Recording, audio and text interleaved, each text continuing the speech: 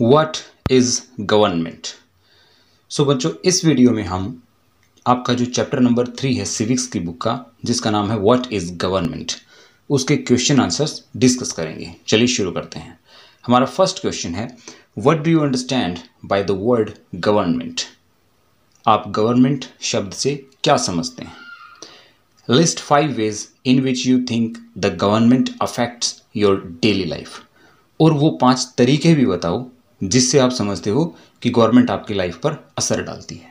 तो हमें 2 बातें बतानी है। पहली बात तो ये बतानी है कि गवर्नमेंट शब्द से आप क्या समझते हो, मतलब गवर्नमेंट का मतलब क्या होता है। ठीक है। दूसरी बात हमें ये बतानी है वो 5 तरीके जिन 5 तरीकों से गवर्नमेंट हमारी डेली लाइफ पर असर डालती है। ठीक है। तो गवर्नमेंट क्या है पहले ये समझो। The political system by which a country or a community is governed is called government। Very simple definition, बहुत आसान है इसे समझना। गवर्नमेंट क्या है? एक पॉलिटिकल सिस्टम है, लोगों का एक ग्रुप है जिसके द्वारा एक कंट्री पर गवर्निंग होती है या किसी कम्युनिटी पर गवर्निंग होती है, तो उसको गवर्नमेंट बोलते हैं। लोगों का वो ग्रुप, वो पॉलिटिकल सिस्टम जो किसी कंट्री को गवर्न करे, वो गवर्नमेंट होता है। बिल्कुल आसान। ठीक है, आ गई बात समझ में। एक पॉइंट और ऐड कर लो, it implements decision in an organized manner. Government जो होती है ये बहुत ऑर्गेनाइज तरीके से काम करती है और जितने भी डिसीजन होते हैं उनको इम्प्लीमेंट करती है, लागू करती है, तरीके से करती है, ऐसे नहीं कि जो मन में आया कर दिया। ठीक है। Organise manner formed under certain written rules. और गवर्नमेंट सर्टेन रिटन रूल्स, कुछ लिखित कानूनों के तहत, रिटन रूल्स के तहत ही काम करती है। ठीक है। तो 2 पॉइंट आपको इसमें समझने हैं। गवर्नमेंट एक पॉलिटिकल सिस्टम है जो एक ऐसा पॉलिटिकल सिस्टम जो कंट्री और कम्युनिटी पे गवर्न करता है और इसके अंदर ये ऑर्गेनाइज मैनर में काम करते हैं, रिटन रूल्स के तहत काम करते हैं ये लोग। आई बात समझ में। अब वो 5 तरीके जिनसे गवर्नमेंट हमारी डेली लाइफ को अफेक्ट करती है। Number 1, it protects the boundaries of the nation. सरकार जो होती है वो देश की बाउंड्रीज को प्रोटेक्ट करती है। कैसे करती है? देश में फौज बनी हुई है ना, उसको सेंट्रल गवर्नमेंट मैनेज करती है ना। तो गवर्नमेंट क्या करती है? हमारे देश की बाउंड्रीज को प्रोटेक्ट करती है, दूसरे देशों के साथ ट्रीटीज करती है, दोस्तियां करती है। ठीक है। इंटरनेशनल रिलेशन मेंटेन करती है। Right. Second point, it provides us variety of public facilities. Government जो है वो हमें तरह तरह की, कई प्रकार की जो है पब्लिक फैसिलिटीज देती है, जैसे कि हेल्थ फैसिलिटीज़ हो गई, गवर्नमेंट हॉस्पिटल्स वगैरह, एजुकेशन हो गई, जो गवर्नमेंट स्कूल होते हैं। ठीक है। एंड सैनिटेशन हो गई, साफ़ सफाई की सुविधा हो गई, ट्रांसपोर्टेशन हो गई। ठीक है। वाटर सप्लाई, जो हमारे घरों में पानी आता है ना, इलेक्ट्रिसिटी, जो बिजली की सप्लाई आती है, ये सब। तो ये सब कौन मुहैया कराता है? गवर्नमेंट कराती है। हालांकि ये चीज़ें, इनमें से कुछ जैसे कि ट्रांसपोर्टेशन वगैरह, ये चीज़ें, हेल्थ, एजुकेशन, ये प्राइवेट भी अवेलेबल हैं, लेकिन सबसे पहली जिम्मेदारी गवर्नमेंट की है इन चीज़ों को प्रोवाइड कराना, और गवर्नमेंट कराती भी है। ठीक है। Second point. थर्ड पॉइंट देखो बच्चों, it solves our social issues. सरकार जो है वो हमारे सोशल इश्यूज को सॉल्व करती है। लोगों के कोई आपसी झगड़े वगैरह होते हैं तो गवर्नमेंट ने की एक ब्रांच होती है। ठीक है। क्या है? जुडिशरी। तो जुडिशरी के जरिए, कोर्ट के जरिए इन मैटर्स को सोल्व किया जाता है। फिर point number 4, it maintain peace with in the country. देश के अंदर शांति बनाए रखना भी सरकार का काम है। ठीक है। पॉइंट नंबर 5 है, it ensures welfare of citizen. और हर तरीके से सिटीजन्स का वेलफेयर, यानी कि सिटीजन्स का भला होता रहे, वो ढंग से अपनी ज़िंदगी जीते रहें, तो सिटीजन्स का वेलफेयर ये इंश्योर करती है। तो ये सरकार होती है और इन 5 तरीकों से सरकार हमारी लाइफ पर असर डालती है, अफेक्ट करती है। राइट। आई होप आंसर आपको क्लियर हो गया होगा। अगले क्वेश्चन पे आओ। Why do you think the government needs to make rules for everyone in the form of laws? भाई आप ऐसा क्यों सोचते हो कि सरकार को जो रूल्स हैं वो कानूनों की फॉर्म में बनाने चाहिए? चलिए समझते हैं कि जो रूल्स होते हैं वो कानून की फॉर्म में क्यों बनाने चाहिए, उससे क्या फ़ायदा होगा हमें। तो देखिए, point number 1, some people do not follow rules. कुछ लोग ऐसे होते हैं जिनकी आदत होती है रूल्स को फॉलो ना करना, वो रूल्स फॉलो नहीं करते generally. But when these rules are in the form of laws, लेकिन जब इन रूल्स को अपग्रेड करके क्या बना दिया जाता है? लॉ बना दिया जाता है। इन रूल्स को रूल्स ना रख के इन्हें कानून बना दिया जाता है। सो दे हैव टू फॉलो। तो इन लोगों को ये कानून फॉलो करने पड़ते हैं। ठीक है। Because it become punishable if someone do not follow laws. अगर कोई कानूनों को नहीं मानता तो उस व्यक्ति को पनिशमेंट हो सकती है, उसको कानूनन सजा होगी। ठीक है, तो ये चीज़ें हैं। जो लोग रूल्स को नहीं मानते तो उनके लिए कानून को मानना जरूरी हो जाता है। क्यों? क्योंकि कानून बनने के बाद फिर वो पनिशेबल हो जाता है अगर कोई उसको फॉलो नहीं करता है तो। ठीक है, पहली बात तो ये। Second point, it stops authorities to misuse their power. अब अथॉरिटीज का मतलब है जो गवर्नमेंट के लोग हैं, जो नेता लोग हैं, जो सरकारी अधिकारी हैं, वो लोग भी रूल्स जब कानूनों की शक्ल ले लेते हैं, कानून बन जाते हैं, तो वो लोग भी अपनी पावर का मिसयूज नहीं कर सकते, वो भी कानून व्यवस्था के हिसाब से ही चलेंगे। ठीक है। Third, it ensures the security of the nation. तो देश की सिक्योरिटी मेंटेन रहेगी, सब कुछ ठीक ठाक चलता रहेगा अगर कानून होंगे तो। ठीक है। पॉइंट नंबर 4 है, it helps the people to lead a normal life. और अगर कानून बने होंगे, लोगों को वो फॉलो करने होंगे, तो लोग अपनी नॉर्मल जिंदगी जीते रहेंगे, कोई दिक्कत नहीं आएगी। पॉइंट नंबर 5 है, it helps in proper functioning of the government. और सरकार ढंग से अपना काम करती रहेगी।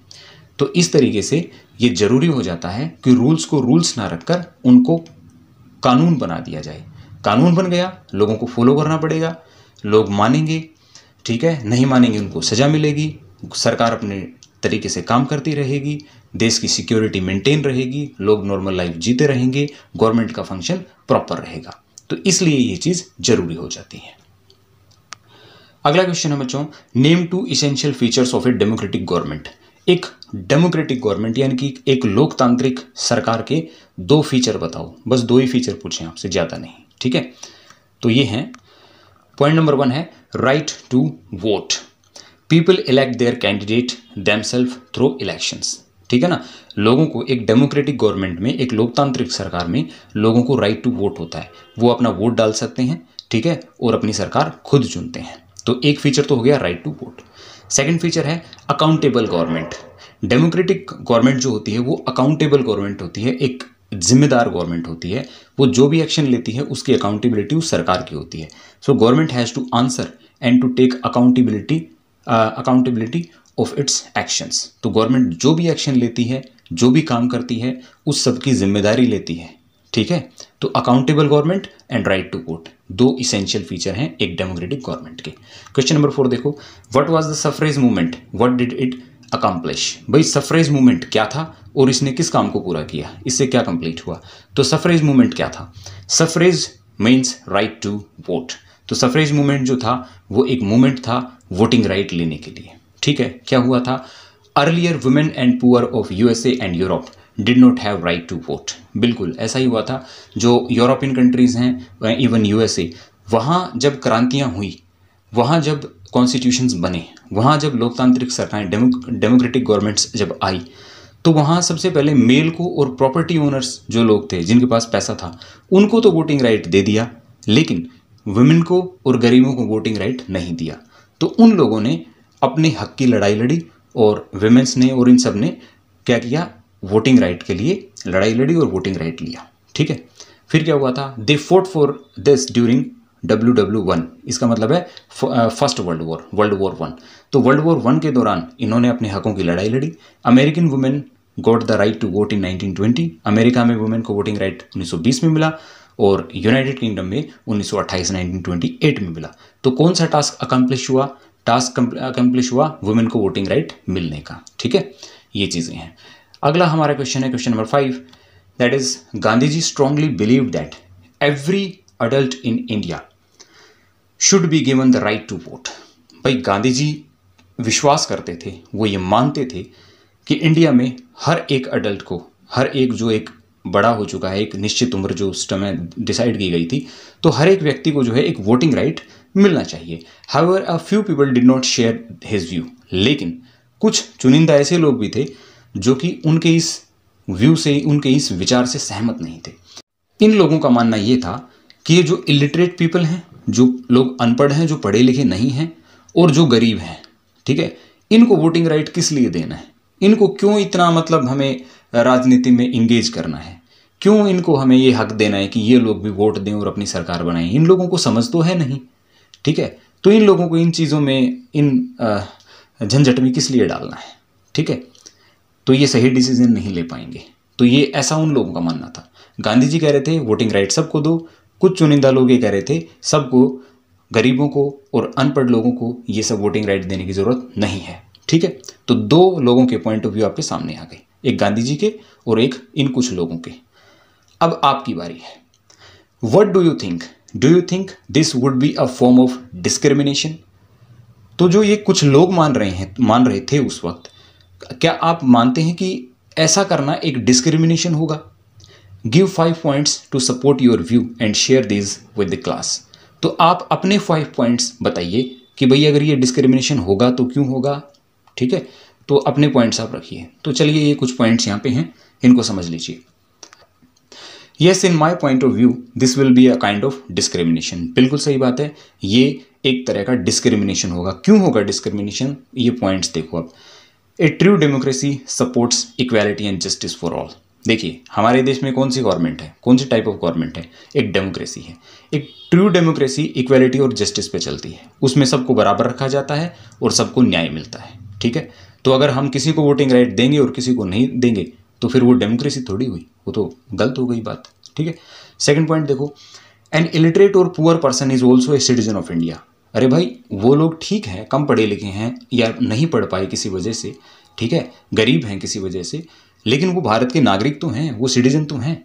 ठीक है, so he she can not be denied from voting right on the basis of their personal condition. तो भाई उनको उनकी पर्सनल कंडीशन के आधार पर, गरीब होने के आधार पर या ना पढ़ा लिखा होने के आधार पर, इलिटरेट होने के आधार पर उनको डिनाई नहीं किया जाना चाहिए। वो भारत के नागरिक हैं, उनको भी बराबर वोटिंग राइट मिलना चाहिए। थर्ड पॉइंट देखो, at the time of freedom everybody fought for it. है ना, आज़ादी के लिए सब साथ लड़े थे, चाहे वो कोई भी थे, किसी भी धर्म के थे, और अमीर थे, गरीब थे, पढ़े लिखे थे, अनपढ़ थे, जैसे भी लोग थे, सब साथ लड़े थे। So why this discrimination now for electing a candidate? तो अब सरकार बनाने के लिए, कैंडिडेट इलेक्ट करने के लिए ये डिस्क्रिमिनेशन क्यों? ये गलत है ना। फिर they will feel neglected as they will not be able to participate in the government. वो लोग अपने आप को नेग्लेक्टेड फील करेंगे, अपने आप को समाज से कटा हुआ फील करेंगे। ठीक है, तो ये गलत हो जाएगा। A poor person need not to be a foolish person and a rich person may not always be intelligent. ये भी बात समझने की है। जरूरी नहीं कि एक आदमी गरीब है तो वो ऐसा हो कि उसमें निर्णय लेने की क्षमता ना हो, या वो ये ना समझ पाए कि उसे वोट किसे देना है। ठीक है, और ये भी ज़रूरी नहीं है कि जो रिच पर्सन है, जो पैसे वाला है, वो इतना इंटेलिजेंट हो कि उसको सारी चीज़ें साफ साफ दिखती हों और वो बहुत ज़्यादा समझदार हो। इस बात की भी कोई गारंटी नहीं है। ठीक है, तो ऐसा करना कि एक डेमोक्रेसी में कुछ को वोटिंग राइट देना और कुछ को वोटिंग राइट नहीं देना, ये गलत बात हो जाएगी। ठीक है, तो ये एक डिस्क्रिमिनेशन होगा। क्यों होगा? डेमोक्रेसी सबको इक्वल लेके चलती है, सबको जस्टिस देती है, तो सब बराबर ही होंगे। ठीक है, इलिटरेट और पुअर पर्सन जो हैं वो इंडिया के सिटीजन हैं, बराबर राइट मिलने चाहिए। At the time of freedom everybody fought for it, so everybody should be given equal voting rights.